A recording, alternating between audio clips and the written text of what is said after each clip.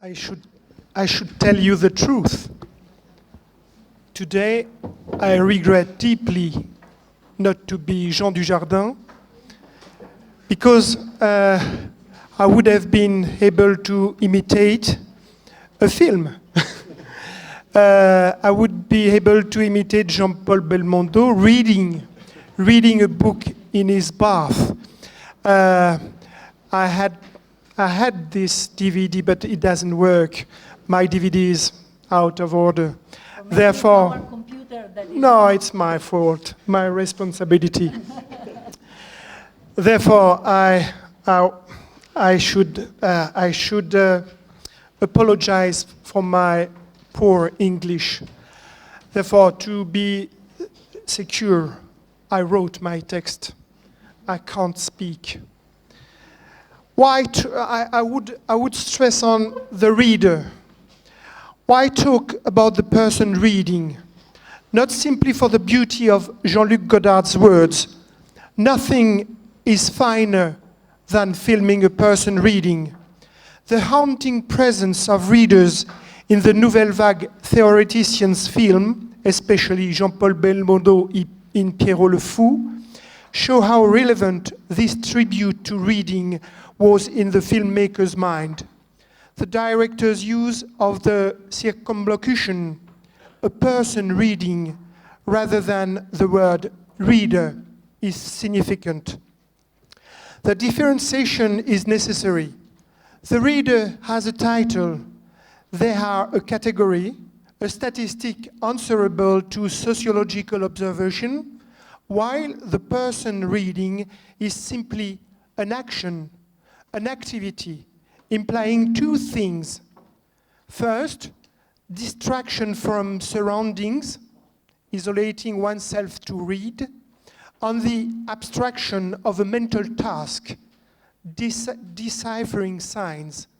The cinema has seized on this action and made an aesthetic paradigm of it. The current era offers a curious echo of this thought. Reading machines have spread throughout public spaces.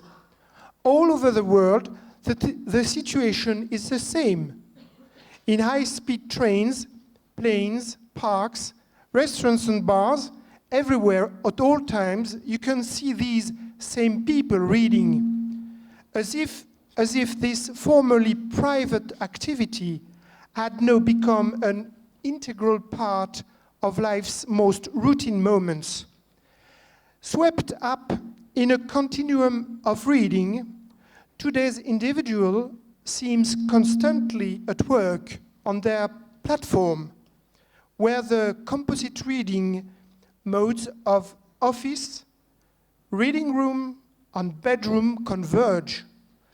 Three once distinct spheres: work reading, academic or scholarly reading, and leisure reading, to which is added the compulsive reading of those caught up in the permanent interactivity of different messaging services, email, Facebook, and other social networks that expose individuals to the constant pressure of an addictive dialogue. The ubiquity of this person reading and the new form they give to the act of reading raise many questions. Should we share the concerns voiced by some over these new modes of reading, drawing a parallel with what happened to writers from the 17th to the 19th century? Should we suggest a consecration of the reader? To find an answer, we should examine not reading. Reading is a complex concept that merges action, content, and benefit. We should examine not reading, but rather the act of reading. While it may be audacious to set off at a tangent and examine a work by the great ethnologist Marcel Mauss in a very famous work, text, Techniques du corps, Techniques of the Body. This digression provides food for thought in relation to the cultural nature of the most natural seeming actions like swimming, walking, giving birth, which may throw light on our subject. Marcel Mauss exposes the relativism of the apparent universality of bipedalism. People do not walk in the same way in Bombay, Paris, and Rio. He also identifies the differences that distinguish men from women performing the same task, and examines many contrasts and variations according to age, the yield of the action, etc. In this study, Marcel Mauss broadly outlines a methodology. For the anthropologist, each action, including the one that consists of reading, corresponds to 3 types of determination: physical, technical, and magical religious. The act of reading is firstly a physical task. Moving from one medium to the next, it is easy to observe those aspects that will weigh on the body and adapt it to new media. The ancient roll of parchment required the use of both the reader's hand. The codex left their hands free to write, take notes, and carry out many other additional tasks. So what happens to the reader using a reading machine? Looking at the screen, the eye scans the texts as shown by eye tracking technology and is sensitive to the dimensions of its surface, which is more tabular than linear. The reader presses keys or runs their finger over symbols on the screen. However, unlike the pointing finger, this one modifies the parameters of what is read: zooming, dragging, browsing, highlighting. In this new configuration, the reader's body is no longer managing a book on its specific profile, weight, volume, texture, number of pages, but a screen which, whatever its size, is like a page. With this single, more flexible and easily handled page, the reader's body achieves a new freedom. And when the integrated software, the reader or player, can vocalize what is written, then reading is delegated to the artificial voice and becomes an act of perception and no longer a mental task of interpretation. The act of reading also involves a technique. The body is a tool that individuals use by developing different techniques. This is true of the book too.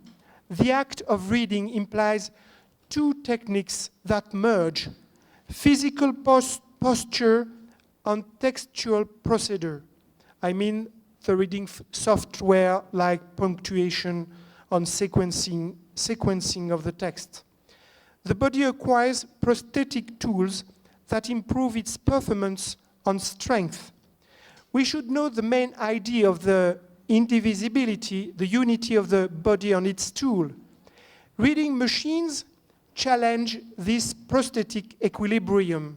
From tool to machine, the reader moves from a technical world to a different one, since while the tool is linked to its user and depends on their strength and possibilities, the machine belongs to a very different order, which implies independent operation and is able to use a source of energy other than the bodies. The great move towards robotics in the 21st century may depend on that most human of actions reading. Are we not already delegating the task of reading to machines? Search engines interpret in our place, scanning and harvesting the occurrences of a given word or such and such a semantic cluster for our benefit. As every machine has its effect, we know that this delegation of the tasks to a machine also necessarily has its consequences. To take a familiar example, Nietzsche, who suffered from acute ophthalmia, decided to acquire a mechanical typewriter in the 18th century and 80s. 1880. Excuse me. Once he had memorized the keyboard, the philosopher began to touch type. A composer friend noticed a subtle change in his style, which was now sharper and more elliptical, and remarked, "Perhaps you are inventing a new language through this instrument." It was at this point that the philosopher turned from essay to aphorism, on articulated thought to fragments, moving from a rhetorical to a telegraphic style. Contemporary writing has become part of this dialectic. The software available on new media are reconfiguring fiction on modes of expression, and therefore reading. So what new patterns of thought, on what new cognitive circuits do these reading machines hold in store for us? The third determination I will briefly mention is the magical religious dimension. This is the concept of reading aloud, which uses the vocal tool to modulate the reading of a text. Whether we examine the ancient arts of chanting holy books, public readings, or recital of the rhapsode, like described by Plato in his dialogue of Yon, these are generally collective rituals liable to trigger emotions and even states of consciousness among the audience, giving a shamanic dimension to this form of reading. To complete this presentation, we should mention private rituals to prepare for reading. Each reader has their own. In this respect, the reader's workshop is as well stocked as the writer's. To read, one must shut oneself away. So Marcel Proust dreamed of bedrooms, enclosed spaces in which reading unfolds, on an actual metaphor for books, enclosed spaces in which the real world is simulated. Roland Barthes saw the objects and minor rituals that surrounds reading, which he called proxemia, as a space magnetized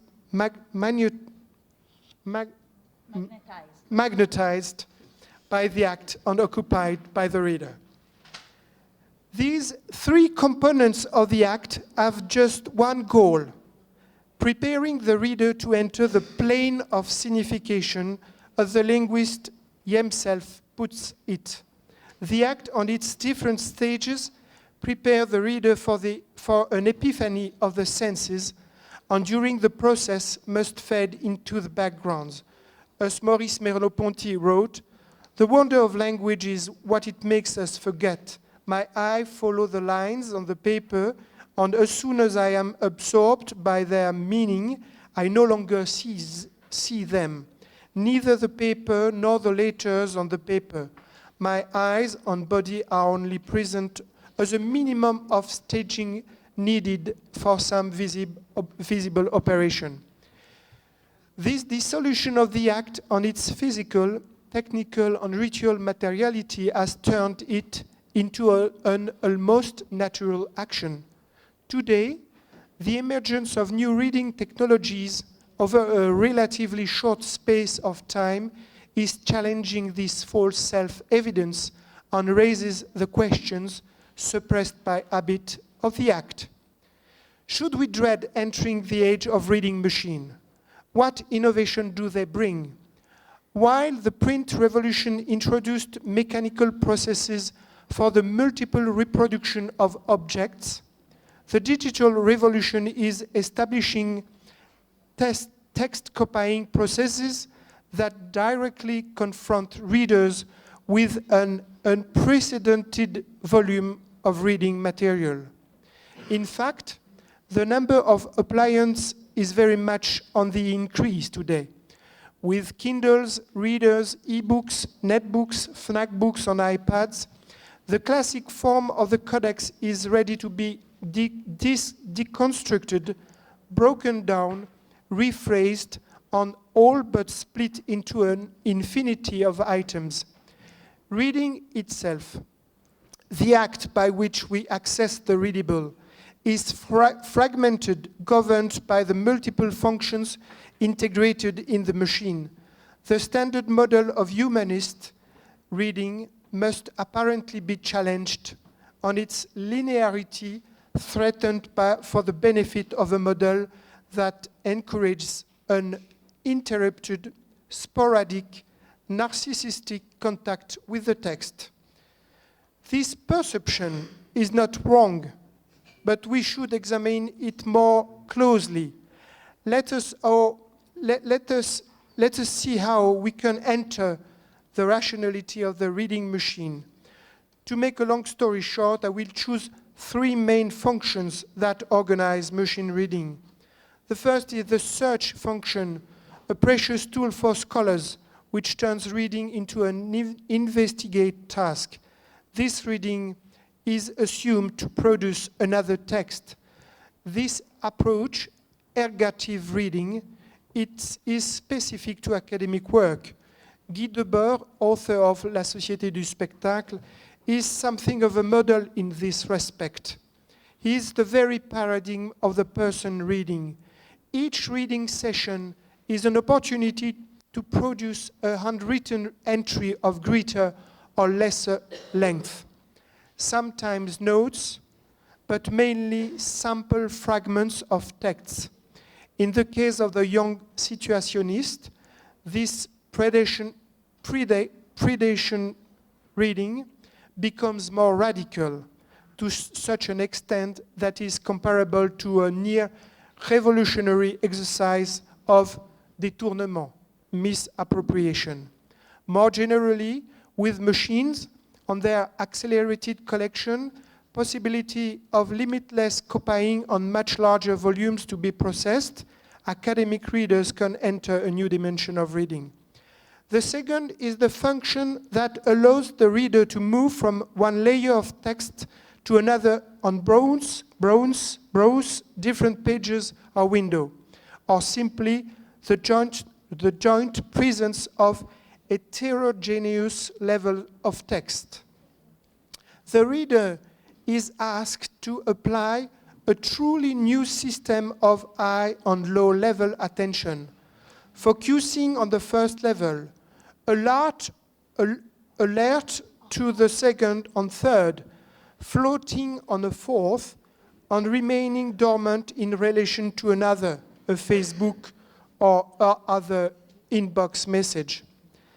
This multiple layering of attention poses a risk of dispersal and may lead to justified apprehension. Teachers especially have many concerns. Compulsive clicking, readers encouraged to constantly digress, the inability to concentrate on a message. However, this system can also provide the basis of a complex, stimulating experience on occasion in relation to an online dictionary or the competency of a community member, for instance, which is in many ways similar to the way in which reading is interrupted by the checking of a footnote, an index item, or the contents page. The third is very popular today, involves using share, send to a friend, tag, or like commands to give a new public dimensions to one's own reading. This socialization of reading is generally accompanied by the anticipation of a reward, a feedback liable to satisfy the reader's narcissistic expectations. Reading is then viewed as part of a permanent network of dialogue and connections, incompatible with the idea of isolated reading. Such exchanges introduce a formerly excluded orality into the aloofness of private reading. They combine reading and conversation in a new way. All these functions tend to make reading an exercise that is not perceived at all, contrary of the received image. To an extent, the reader tends to merge with the writer and can even mediate in the text itself and not just in the margin, becoming a collabor author. Menard's Quixote in Borges' fictions offers a prophetic illustration of the current trend. The reader Menard reads and writes the Quixote without changing a comma, and this copying anticipates the actions of the reader author on the problem of intellectual property that they inevitably pose. Beyond the comparison of the book tool and the reader machine, two different approaches to reading are confronted. One is seen as the outcome of a long process that makes reading the basis of a construction of the subject, as with Montaigne's essays, whose sedimentary layers of reading form the laminate of a self, asserted in the reconciliation and transcending of the many voices of ancient writers. This modern, autonomous self is fiercely jealous of its independence of sensibility and judgment, and gauges the world according to its inner barometer alone. The other approach is seen as a vector threatening to deconstruct the autonomous subject, threatened by chronic instability, permeable to influence and unable to focus on uninterrupted reading in the solitude of pages. It's not the first time in the long history of reading that models have been measured, gauged, judged, and sometimes reappraised. Not so long ago, in the 50s, the appearance of the paperback and the new reading modes it engendered were greatly vilified. Deeper in our past, in the 15th century, growing supplies of books in the vernacular, combined with the new copying methods, led to a controversy, pitting the champions of contemplative reading, the ruminatio of clerics, against the new bourgeois population of the towns, passing on entertaining books whose only aim was pleasure. Today, deep reading is compared to spread reading. But what is the deep reading? How can we describe this humanist reading which has become the standard model? Its act of reading combines two aspects. First, the confabulation of self with self, enabled by the emergence of silent reading begun in the 4th century, which encouraged the internalization of thoughts, confirmed by the privatization of reading areas during the 18th century. Second, a conversation that no longer conforms to the horizontality of a community of contemporaries, but the verticality of generation.